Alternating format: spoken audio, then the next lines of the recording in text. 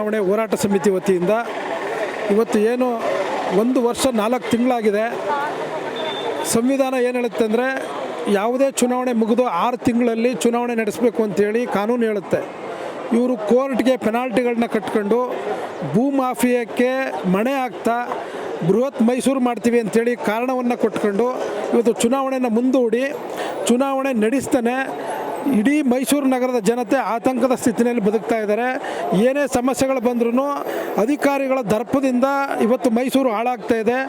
ನಿಮಗೆ 2023ನೇ ಸಾಲಿನಲ್ಲಿ 40 ಕೋಟಿ ಇದ್ದಂಥ ಲಾಸಲ್ಲಿದ್ದಂಥ ಮಹಾನಗರ ಪಾಲಿಕೆ 2025ಕ್ಕೆ ಕೇವಲ 2 ವರ್ಷದಲ್ಲಿ 450 ಕೋಟಿ ಲಾಸಲ್ಲಿ ನಡೀತಾ ಇದೆ ಅಂತೇಳಿ ನಿನ್ನೆ ವಿಜಯ ಕರ್ನಾಟಕದಲ್ಲಿ ವರದಿಯಾಗಿದೆ. ಇದನ್ನು ಏನು ಸೂಚಿಸುತ್ತೆ ಅಂದರೆ ಯಾವುದೇ ಒಂದು ಸ್ಥಳೀಯ ಚುನಾವಣೆಗಳು ನಡೀದೇ ಇದ್ದರೆ ನಗರ ಅಭಿವೃದ್ಧಿ ಆಗಲ್ಲ. ಈ ಅಭಿವೃದ್ಧಿ ಆಗೋಕ್ಕೋಸ್ಕರ ಈ ಚುನಾವಣೆಯನ್ನು ಕೂಡಲೇ ನಡೆಸಬೇಕು. ಇದನ್ನು ನಾವು ಎಲ್ಲ ಪಕ್ಷದ ಮುಖಂಡರುಗಳು ಮೈಸೂರು ನಗರದ ಎಲ್ಲ ಹೋರಾಟಗಾರರು ಒತ್ತಾಯ ಮಾಡ್ತಾ ಇದ್ದೀವಿ.